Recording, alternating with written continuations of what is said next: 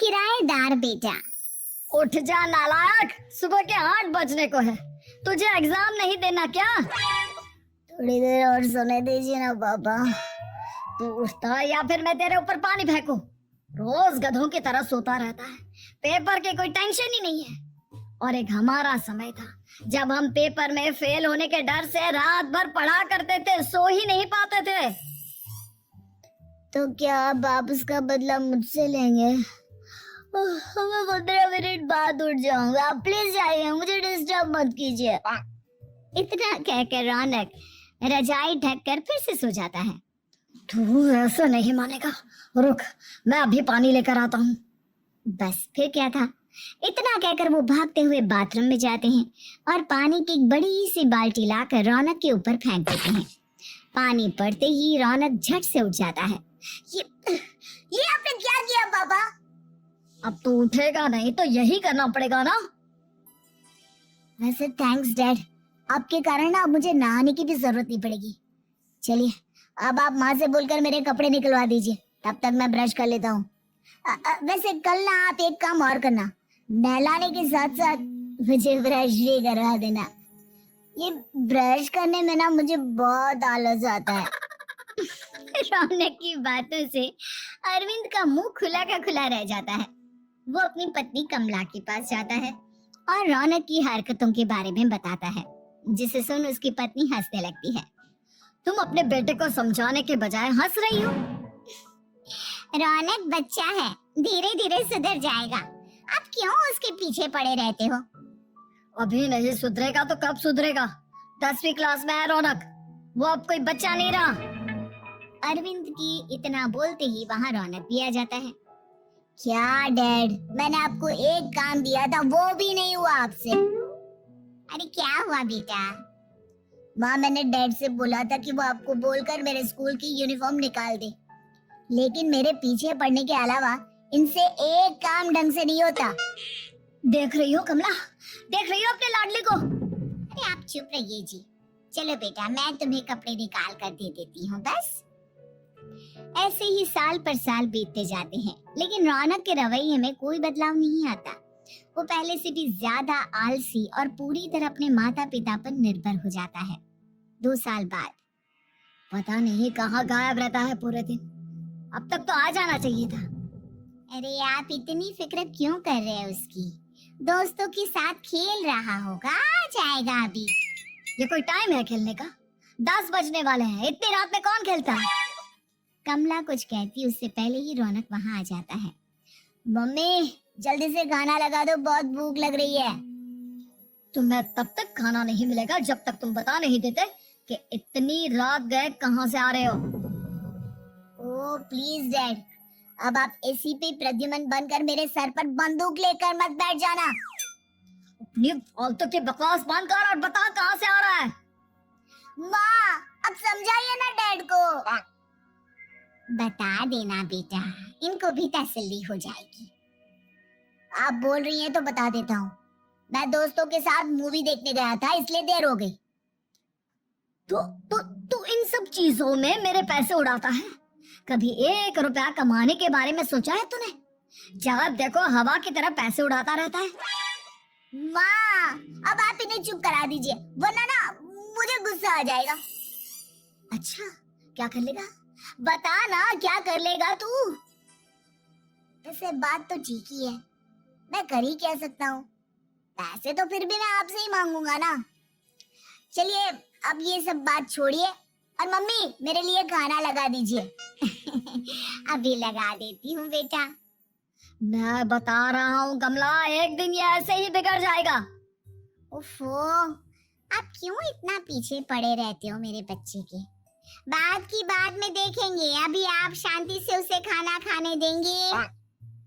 अगले दिन, डैडी मुझे 10,000 रुपए चाहिए। हाँ?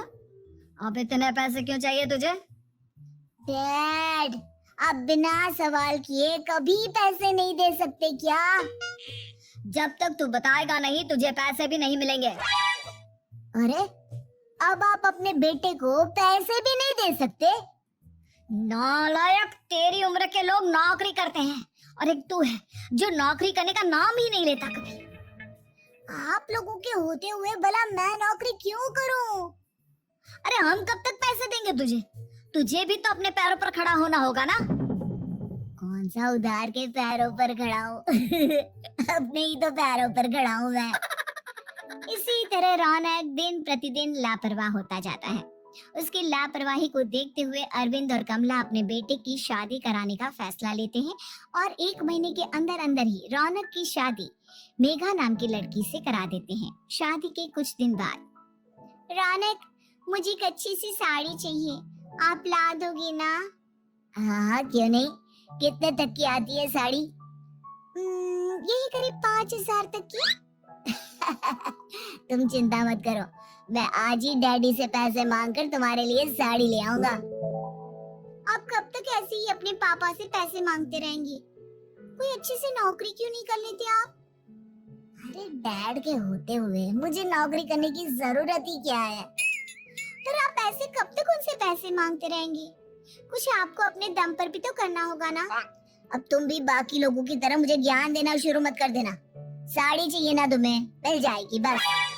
इतना कहकर रौनक अपने पिता से पैसे मांगने चला जाता है। डैडी, मुझे 5,000 रुपया चाहिए। अब 5,000 क्यों चाहिए तुझे? वो मेघा को साड़ी चाहिए थी। अरविंद आगे बिना कुछ कहे चुपचाप उसे पैसे निकाल कर दे देता है। कुछ दिन बाद, तुम्हें नहीं लगता कमला, रौनक हम पर पहले से भी ज्यादा डिपेंड हो गया है? मुझे तो अब उसके भविष्य की चिंता होने लगी है। कल को हमें कुछ हो गया तो वो क्या करेगा? काश तुमने पहले ये सोच लिया होता तो आज हमारा बेटा इतना लापरवाह नहीं होता। तब मुझे कहाँ पता था कि मेरा लाड प्यार उसे इतना बिगाड़ देगा कि वो इस हद तक लापरवाह बन जाएगा।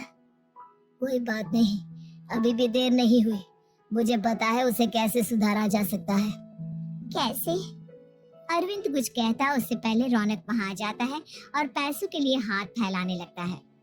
डैड, मैं और मेघा बाहर घूमने जाना चाहते हैं। अरे वाह, ये आज सूरज कहाँ से निकला है? Dad please. अच्छा चलो अब मुद्दे की बात करो। मुझे अब 25,000 चाहिए।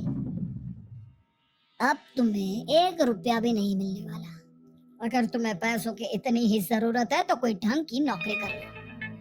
मम्मी, आप कुछ कहिए ना डैड को। बेटा, वो गलत क्या बोल रहे हैं? ये सब हम तेरे भले के लिए ही तो कर रहे हैं। मम्मा, मैंने बताया ना आपको, मुझे नहीं करनी कोई जॉब वॉब। तो ठीक है, निकल जाओ हमारे घर से। तुम्हारे जैसे लोगों के लिए मैंने ये घर खड़ा नहीं किया है। जितना ये घर आपका है ना, उतना ही मेरा भी है। मैं कहीं नहीं जाने वाला। जाना तो पड़ेगा ही तुझे, क्योंकि अब मैं तेरा कोई भी खर्चा नहीं उठाने वाला। ठीक है, मत उठाइए मेरा खर्चा, मैं अपने दम पर भी जी सकता हूँ। तो बेशर्मों की तरह अब तक यहाँ क्यों खड़ा है? अपना सामान ले और निकल जाए यहाँ से। रौनक पैर पटकते हुए वहां से चला जाता है। घर से निकालना जरूरी है क्या उसे? बिना पैसों के कौन रखेगा उसे किराए पर? अगर उसका भविष्य सुधारना है तो हमें अपने दिल पर पत्थर रखकर ये कदम उठाना ही होगा। दोनों बात कर रहे होते हैं कि रौनक अपनी पत्नी के साथ एक बड़ा सा बैग लेकर घर से निकल जाता है, लेकिन घर से बाहर उसे कोई भी मुफ्त में अपने घर किराए पर नहीं रखता। अंत में थक हार कर वो फिर से अपने घर चला जाता है। क्या हुआ? थोड़ी देर पहले तो दहाड़ते हुए घर से निकला था, अब क्या हुआ? नहीं रखा ना किसी ने तुझे किराए पर? डैड प्लीज, मैं कुछ दिनों में कोई अच्छी सी नौकरी शुरू कर दूंगा। आप तब तक तो हमें रख लीजिए प्लीज। सुबह से रात हो चुकी है लेकिन कोई हमें रखने को राजी नहीं है। अब आप ही बताइए, इतनी रात को मैं मेघा को लेकर कहाँ जाऊंगा? ठीक है, बहू की वजह से मैं तुझे घर पर रख रहा हूँ, लेकिन तू इस घर में एक बेटे की नहीं बल्कि एक किराएदार की हैसियत से रहेगा। 3 महीने है तेरे पास। इन 3 महीनों के अंदर अंदर मुझे तेरी पहली तनख्वाह हाथ में चाहिए, समझ गया? पक्का डैड, इन 3 महीनों के अंदर अंदर तो कोई बढ़िया सी नौकरी ढूंढ ही लूंगा मैं। ऐसे ही धीरे धीरे समय बीतने लगता है और अरविंद के दिए 3 महीनों में से 2 महीने बीत चुके होते हैं। पापा जी ने हमें 3 महीने दिए थे, जिसमें से 2 महीने तो बीत चुके हैं। अब ये आखिरी महीना बचा है। अरे तुम चिंता मत करो, आज मेरा ना 2 जगह इंटरव्यू है, दोनों में से कहीं ना कहीं तो जॉब लग ही जाएगी। अच्छा, all the best. Raunak interview के लिए निकल जाता है, जिसके बाद शाम में रौनक घर आता है। कैसा गया इंटरव्यू? आपकी नौकरी लगी या नहीं? अरे पहले सांस तो ले लेने दो अच्छे से। बताइए ना, मुझसे तो जरा भी इंतजार नहीं हो रहा है। वो दरअसल बात यह है कि मेरी नौकरी तो लग चुकी है, लेकिन पैसे बहुत कम है। कितने पैसे हैं? 15,000। इतने में अरविंद और कमला मिठाई का डिब्बा लेकर आ जाते हैं। बधाई हो बेटा। हम जानते थे तेरी जॉब जरूर लगेगी, लेकिन मेरी सैलरी बहुत कम है मम्मा। कम है तो क्या हुआ, धीरे धीरे बढ़ जाएगी। हाँ बेटा, हम तो बस चाहते थे कि तू अपने पैरों पर खड़ा हो जाए। मतलब अब आप मुझे घर से नहीं निकालेंगे? नहीं, ये सब हमने तुझे जिम्मेदार इंसान बनाने के लिए किया था। Thank you mummy papa. अगर आप दोनों ऐसा नहीं करते तो मुझे कभी अपनी जिम्मेदारियों का एहसास तक नहीं होता। आज आपने मुझे सिखा दिया कि इंसान का अपने पैरों पर खड़ा होना भी जरूरी होता है। इतना कहकर रौनक झट से अपने माता पिता के गले लग जाता है और अपनी कमाई की पहली तनख्वाह वो अपने माता पिता के हाथ में सौंपता है। इस तरह रौनक एक गैर जिम्मेदार व्यक्ति से एक जिम्मेदार व्यक्ति बन जाता है।